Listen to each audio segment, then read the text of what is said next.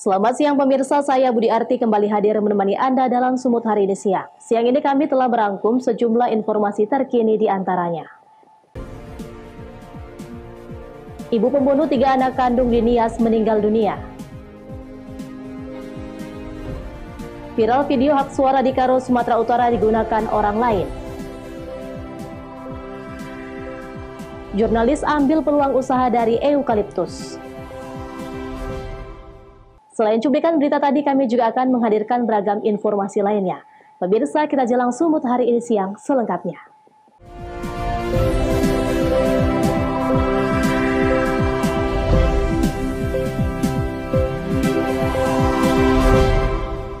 Kita ke informasi pertama, pemirsa. Seorang ibu rumah tangga di Kabupaten Nias Utara yang sebelumnya telah membunuh 3 anak kandungnya dinyatakan meninggal dunia di RSUD Gunung Sitoli, Nias, Sumatera Utara. MT meninggal dunia akibat luka sayatan di lehernya saat mencoba bunuh diri usai membunuh ketiga anak kandungnya. Pelaku pembunuh anak kandung berinisial MT yang merupakan warga desa Banua Siboho, Kecamatan Namohalu Esiwa, Kabupaten Nias Utara, kini dinyatakan meninggal dunia oleh tim medis Rumah Sakit Umum Daerah Gunung Sitoli. Seperti diketahui, usai membunuh ketiga anak kandungnya, MT mencoba membunuh diri dengan melukai bagian lehernya sendiri. Setelah diamankan oleh Satreskrim Polres Nias, MT juga telah menjalani perawatan di rumah sakit. Selain itu, selama di dalam rumah tahanan Polres Nias, MT juga selalu memuntahkan makanan dan minuman yang dikonsumsinya sehingga membuat dirinya semakin lemas. Seperti diketahui, sebelumnya MT telah membunuh 3 orang anak kandungnya, yakni YL berusia 4 tahun, SL 3 tahun, dan DL berusia 2 tahun.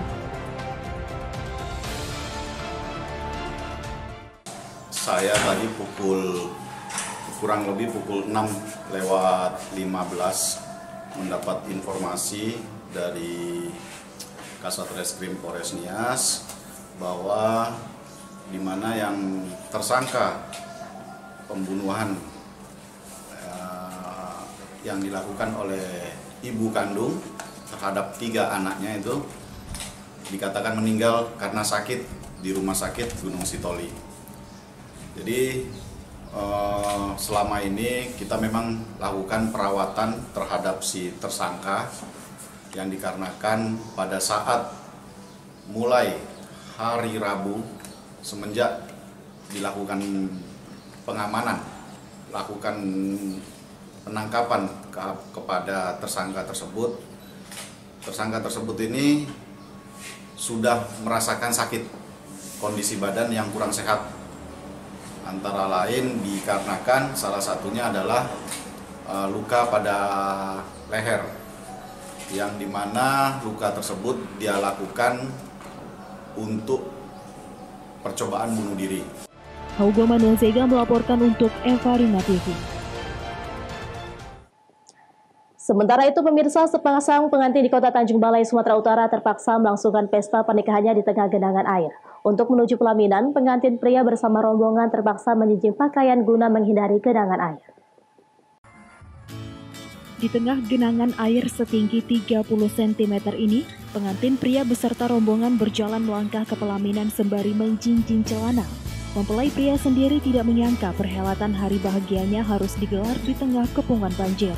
Pesta perkawinan Wiwit dan Ismayanti berlangsung di Jalan AMD, Kelurahan Selat Lancang, Kecamatan Datuk, Bandar Timur, Kota Tanjung Balai, Sumatera Utara. Meski pesta digelar di tengah kepungan air, namun hal tersebut tidak menyurutkan niat para tamu undangan untuk hadir pada resepsi pernikahan tersebut. Untuk menghindari genangan air, beberapa tamu undangan terlihat mencari dataran yang lebih tinggi. Nikah ini keadaan banjir nih, Kak. Terharu lah, campur bahagia, sedih. Di banjir ini ya, cepatlah surut ya, Kak. Iya. Banjir di tengah pesta pernikahan bagi pasangan Wiwit dan Ismayanti merupakan momen yang tidak terlupakan, dan hari bahagia di tengah banjir akan menjadi kenangan indah dalam mengarungi rumah tangga. Wanda Pratama melaporkan untuk Eva Rina TV.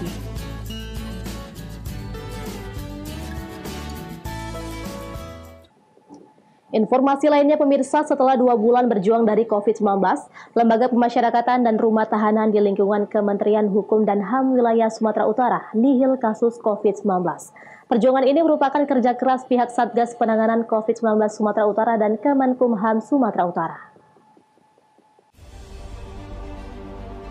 Sebelumnya, Kepala Divisi Pemasyarakatan Kantor Wilayah Kementerian Hukum dan HAM Provinsi Sumatera Utara menyatakan adanya klaster baru penyebaran COVID-19 di lingkungan Lembaga Pemasyarakatan dan Rumah Tahanan di Sumatera Utara.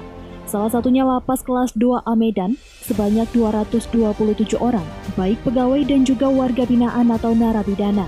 Mengetahui adanya kasus penyebaran COVID-19 tersebut, pihak Kemenkumham wilayah Sumatera Utara membentuk tim bekerja sama dengan Satuan Tugas Penanganan COVID-19 Sumatera Utara dan Kota Medan.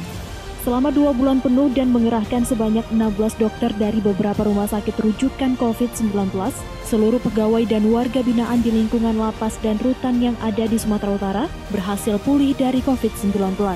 Kesembuhan ini juga didukung adanya bantuan vitamin dan obat-obatan dari para relawan yang peduli kesehatan narapidana.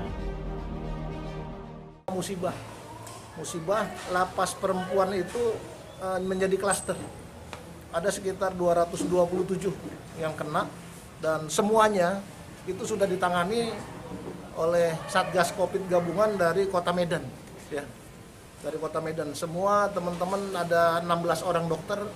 Kita bekerja sama dengan rumah sakit sekitar untuk bagaimana ini bisa teratasi. Jadi ada beberapa rumah sakit yang kita menjalin kerjasama dan setiap mereka yang bergejala kita kirim. Awalnya seperti itu awalnya. Yang tidak bergejala kita isolasi di tempat. Nah karena tempat isolasinya tidak cukup, kita gunakan LPKA sebagai ruang isolasi. LPKA ditempatkan sendiri. Sehingga sekarang di LPKA itu ada warga binaan sebanyak 110 wanita yang memang sedang diisolasi di sana. Data terakhir yang sekarang masih tinggal 2 di LPKA yang posisinya masih di rumah sakit. Sementara yang 108 itu sudah sehat. Tinggal kami menunggu yang 2. Kalau yang 2 ini selesai tentunya mudah-mudahan COVID ini sudah berakhir di lapas dan rutan di Kota Medan. Sementara yang dari LP perempuan sendiri alhamdulillah sudah selesai. Tapi proses sebelum selesai ini kami hampir 2 bulan sama dengan tim Satgas yang kita bentuk berjuang hampir 24 jam. Jangan sampai nanti ada terjadi apa-apa. Dari total itu, total 227, mereka sudah selesai semua. Sudah selesai dan sudah di-swab ulang. Hingga saat ini pihak Kementerian Hukum dan HAM wilayah Sumatera Utara mengaku pegawai dan warga binaan atau narapidana yang berada di lingkungan lapas serta rutan di Sumatera Utara bebas dari COVID-19. Wahyu Pratama melaporkan untuk Eva Rina TV. Viral video hak suara digunakan orang lain. Beritanya akan hadir sesaat lagi.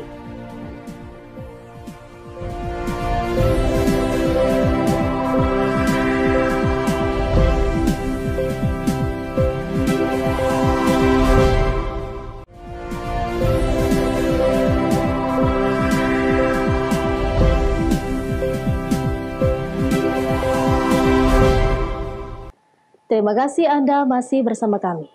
Pemirsa, beredarnya video viral hak suara digunakan oleh orang lain di media sosial membuat masyarakat Kabupaten Karo heboh. Akibatnya penyelenggara pemilu akan melakukan pemungutan suara ulang.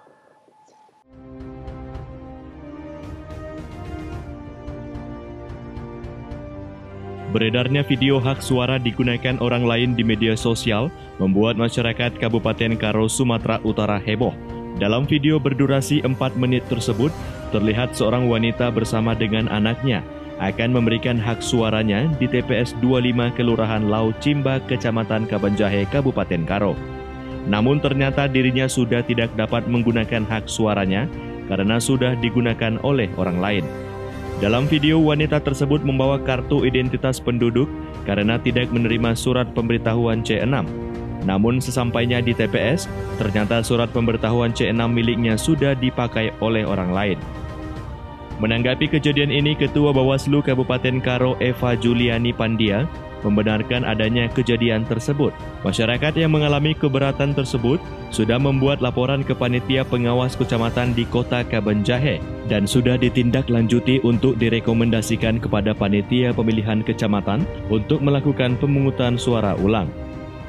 Lanjutnya, setelah direkomendasikan sebagai pelanggaran administrasi, tentunya diikuti pelanggaran kode etik bagi KPPS sebagai penyelenggara di TPS karena adanya unsur kelalaian yang mengakibatkan seseorang kehilangan hak pilih suaranya.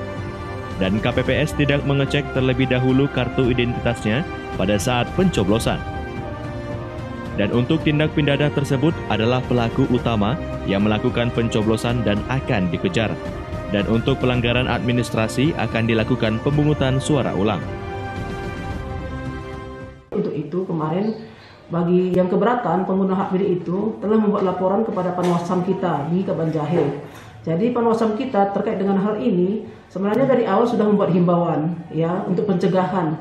Ya, namun karena tetap bersikukuh KPPS-nya ataupun PPK-nya, tentunya ini si pemilih hak itu membuat laporan ke Panwascam kita dan telah ditindaklanjuti untuk direkomendasikan kepada PPK melakukan PSU ya. Untuk itu sekarang kita hanya menunggu pelaksanaan daripada rekomendasi Panwascam kita. Inilah sekarang yang kejadian di TPS 25 Kelurahan Locimba, Kabanjahe. Sementara Komisi Pemilihan Umum Daerah Kabupaten Karo Lotmin Ginting mengaku terkejut dengan adanya kejadian tersebut. Menurutnya pihaknya sudah memberikan bimbingan teknis dengan KPPS harus memberikan surat pemberitahuan C6 kepada orang yang berhak. Dan langkah yang dilakukan sesuai dengan rekomendasi Panwascam akan dilakukan pemungutan suara ulang dan akan digelar pada hari Minggu 13 Desember 2020. Kita juga sebenarnya kan terkejut hal itu bisa terjadi karena ternyata ada di TPS itu ada yang menggunakan surat suara yang tidak berhak menggunakan surat suara itu gitu. Padahal kita sudah bintek dengan KPPS kita harus benar-benar disampaikan surat pemberitahuan kepada orang yang berhak gitu. Tapi tiba-tiba kok ada orang yang tidak berhak menggunakan surat suara itu. Ini kan menjadi pertanyaan kita seperti apa ini kan gitu. Jadi yang kedua, terus surat Bawaslu datang gitu kan. Baru setelah kita telusuri ke bawah, ke PPK dan PPS memang terjadilah seperti itu gitu. Chandra Bukit melaporkan untuk Eva Rina TV.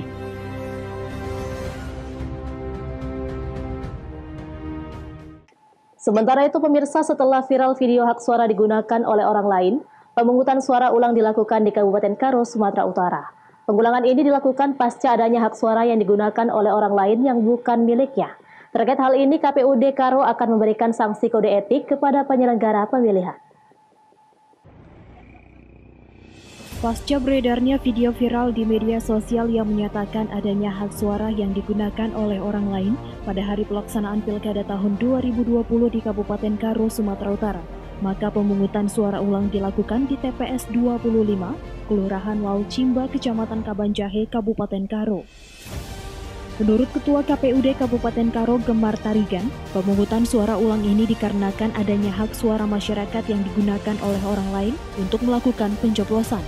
Dan sesuai dengan rekomendasi Panwascam, untuk mengantisipasi adanya permasalahan lain, maka dilakukan pemungutan suara ulang.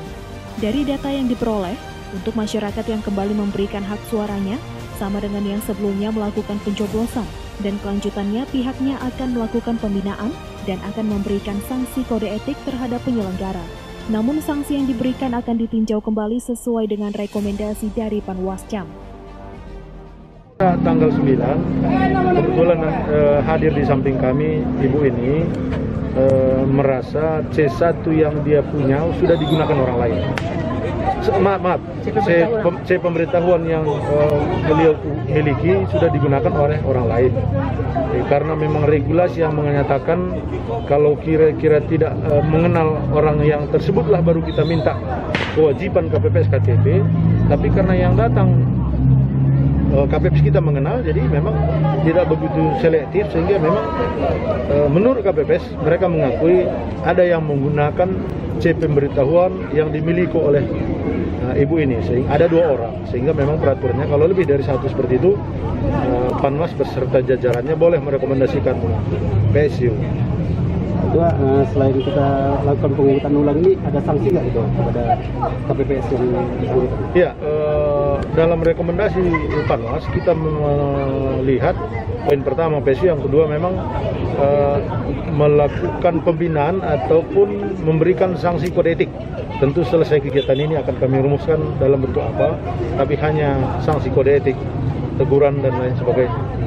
Pemilihan suara ulang ini pun mendapat pengawalan ketat dari pihak Bawaslu serta petugas kepolisian mengantisipasi adanya kejadian yang sama. Chandra Bukit melaporkan untuk Eva Rina TV. Pemirsa, Bupati Batubara berikan reward berupa 1 unit sepeda motor, 1 unit sepeda dan televisi kepada pejabat pembuat akte tanah notaris. Pemberian reward tersebut merupakan bentuk penghargaan kepada PPAT atas pencapaian pajak sektor pungutan atas perolehan hak atas tanah dan bangunan. Pemberian reward kepada pejabat pembuat akte tanah notaris berupa 1 unit sepeda motor, 1 unit sepeda dan 1 unit televisi ini digelar di Aula Rumah Dinas Bupati Batubara, Tanjung Gading, Kecamatan Seisuka, Batubara, yang juga dihadiri Kepala Dinas BPPRD. Pemberian reward merupakan bentuk penghargaan kepada PPAT yang sukses dalam bekerja sama dengan Badan Pengelola Pajak dan Retribusi Daerah yang dinilai telah berhasil merealisasi pencapaian pajak sektor pungutan atas perolehan hak atas tanah dan bangunan dengan peningkatan yang cukup signifikan. Bupati Batubara Zahir mengapresiasi atas pihak-pihak yang telah membantu pemerintah atas peningkatan pajak di bidang BPHTB, sehingga dengan meningkatnya BPHTB tersebut, maka pembangunan di Batubara juga dapat ditingkatkan. Pihak-pihak yang membantu pemerintah, terutama pendapatan pajak di bidang BPHTB ini akan membuat pembangunan di Batubara juga akan meningkat. Nah, hari ini kita acarakan itu, kita mulai dari yang sederhana, tapi ke depan kita harapkan ini bisa lebih meningkat lagi. Kalau tahun ini kita sudah mendapatkan lebih kurang 30 miliar dari BPHTB saja, mudah-mudahan tahun depan bisa menjadi 60 miliar. Sehingga pendapatan daerah juga bisa menjadi meningkat. Ketika pendapatan meningkat, maka pembangunan juga akan meningkat juga. Taufik melaporkan untuk Eva Rina TV. Pemirsa, Sumut hari ini akan kembali dengan informasi menarik lainnya. Tetaplah bersama kami.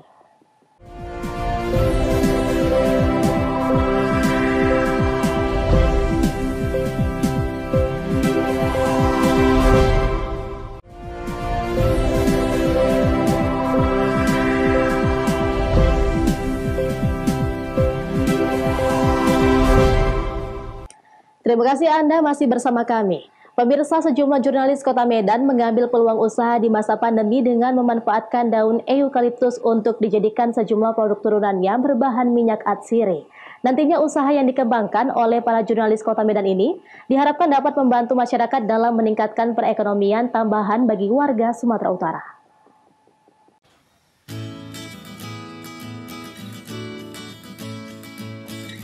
Untuk membantu pemerintah dalam memutus mata rantai penyebaran COVID-19 dan membantu warga dalam mengembangkan usaha di masa pandemi, sejumlah jurnalis Kota Medan membuka peluang usaha dengan memanfaatkan daun eukaliptus untuk nantinya disuling menjadi minyak atsiri dan dijadikan sejumlah produk turunannya seperti sabun, aromaterapi, hand sanitizer, dan minyak kayu putih serta baby oil. Usaha kecil mikro yang digagas jurnalis ini juga nantinya diharapkan dapat bermanfaat bagi kesehatan dan juga untuk peningkatan ekonomi masyarakat di masa pandemi. Pemerintah Kota Medan menyambut baik gagasan dari UKM Jurnalis Bina Mandiri atau JBM untuk menanami tanaman eukaliptus pada taman-taman yang ada di Kota Medan. Sambutan ini disampaikan langsung oleh Kepala Dinas Kebersihan dan Pertamanan Kota Medan, M. Husni, saat memberikan sambutan pada kegiatan penanaman bersama bibit eukaliptus dan demo penyulingan minyak atsiri di Taman Carika, Kecamatan Medan Johor, Sumatera Utara. Kadis Kebersihan dan Pertamanan M. Husni mengatakan, penanaman eukaliptus sebagai bahan untuk produksi minyak atsiri merupakan hal yang sangat mereka apresiasi. Sebab produk ini sangat bermanfaat bagi kesehatan dan juga untuk peningkatan ekonomi masyarakat di masa pandemi. Dan nantinya usaha ini akan terus dikembangkan dengan memanfaatkan lahan tidur yang dimiliki pemerintah Kota Medan. Pertama kami menyambut baiklah ide dan inisiasi dari kawan-kawan rekan jurnalis yang hari ini tidak hanya melihat dan mengkritis, tapi berbuat untuk sebuah implementasi. Saya berharap program ini berkesinambungan dan menjadi pilot project. Makanya kami dari Dinas siap untuk mendampingi program ini. Karena kita menyadari hari ini di tengah kondisi COVID yang ada, kita harus membangkitkan inisiasi berbuat apapun. Sehingga salah satu yang dilakukan dapat bermanfaat. Yang kedua, apalagi hari ini kita bicara sebuah produk dari hulu sampai dengan hilir ya. Kami pikir dapat kita lakukan dengan berkolaborasi dengan sebuah pihak. Ada perguruan tinggi, ada TPL, ada juga ahli-ahli yang memahami. Duduk bersama. Ini menjadi sebuah brand baru di Kota Medan ini. Sekretaris UKM Jurnalis Bina Mandiri mengatakan, kegiatan ini merupakan salah satu ide yang muncul untuk memberikan solusi atas penyebaran COVID-19 di tengah masyarakat. Untuk mengembangkan UKM dari eukaliptus sendiri, Bang? Jadi kan berdasarkan penelitian minyak asli dari eukaliptus ini dan aromanya sedikit banyaknya bisa membendung penyebaran dari COVID-19 yang saat ini menjadi pandemi di seluruh dunia. Nah ini kan ini ada di Sumatera Utara dan salah satunya pohon eukaliptus ini bisa kita peroleh dari salah satu perusahaan swasta yang ada di Sumatera Utara ini. Nah kita coba kembangkan produk turunannya, baik itu berupa sabun cair, sabun batangan, aromaterapi dan minyak untuk bayi. Nah ini sudah banyak permintaan sebelumnya kepada kita baik dari Pulau Jawa maupun dari tempat-tempat lainnya. Hanya saja keterbatasan kita masih karena kegiatan kita sebagai jurnalis juga tidak bisa kita tinggalkan sehingga produksi itu terkendala. Namun berkat bantuan kawan-kawan tetap produksi ini bisa kita lakukan namun dalam skala kecil. Selain penanaman eukaliptus di lahan Taman Cadika, dalam kegiatan ini juga dilakukan demo penyulingan minyak atsiri secara tradisional dan diharapkan usaha kecil mikro yang digagas dan dijalankan oleh para jurnalis Kota Medan dapat memberikan dampak positif bagi masyarakat yang terdampak secara ekonomi akibat pandemi COVID-19. Serta usaha ini dapat berkembang ke sejumlah daerah di Indonesia, khususnya di Sumatera Utara. Daniel Pukuali melaporkan untuk Evarina TV.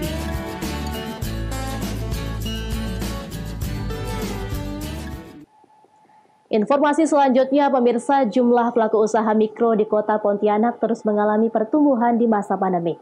Terhitung sejak awal pandemi COVID-19, sejak Maret hingga Desember 2020 terdapat 45.000 usaha mikro yang terdaftar, sehingga terdapat peningkatan 63,2% dibandingkan tahun sebelumnya yang hanya berjumlah 28.450.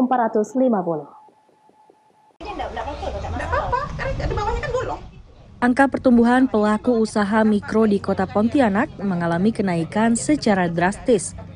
Berdasarkan data dari Dinas Koperasi Usaha Mikro dan Perdagangan, terhitung sejak awal pandemi COVID-19 periode Maret hingga Desember 2020, terdapat 45.000 usaha mikro yang aktif dan terdaftar di pemerintah kota. Jika dibandingkan tahun 2019, usaha mikro di Kota Pontianak hanya berjumlah 28.450.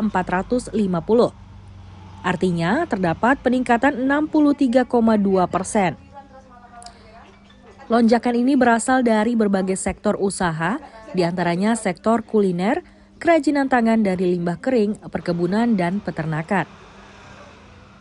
Kepala Diskumdak Kota Pontianak, Haryadi S. Tribowo, Minggu 13 Desember menjelaskan, faktor utama tren peningkatan ini dikarenakan banyaknya perusahaan tingkat menengah yang berhenti beroperasi akibat terdampak pandemi COVID-19, sehingga terjadi pemutusan hubungan kerja. Pandemi COVID sampai Desember 2020 ini, jumlah usaha mikro di Kota Pontianak kurang lebih hampir 45.000, artinya semakin meningkat. Mengapa meningkat? Banyaknya usaha-usaha menengah atas yang tutup, kemudian banyaknya perhotelan, kemudian pergudangan, transportasi yang tidak berusaha lagi, mereka karyawannya mulai merubah haluan. Dalam mendorong agar pelaku usaha mikro di Kota Pontianak terus berkembang, pihak pemerintah kota akan turut berperan sebagai fasilitator, serta ikut dalam promosi dan pemasaran. seperti dukungan yang diberikan kepada salah satu pengrajin barang bekas dan sabut kelapa bernama Risa. Mari ibu-ibu kita terbiasa untuk tidak membuang barang-barang yang sudah ada di rumah, tetapi kita manfaatkan dengan kreativitas. Harganya itu ada yang 50 sampai ratusan ribu saja. Kalau sekarang bisa 3 sampai 5 juta. Melalui sinergi antara pemerintah dengan pelaku usaha tersebut dinilai sebagai potensi utama untuk mengembangkan UMKM di Indonesia. Dari Pontianak, Kalimantan Barat, Indra Budi Santoso, Kantor Berita Antara, mewartakan. Pemirsa, informasi tadi sekaligus mengakhiri pertemuan kita dalam Sumut hari ini siang. Saya Budi Arti mewakili kerabat kerja yang bertugas pamit undur diri dari hadapan Anda. Terima kasih atas kebersamaannya dan sampai jumpa.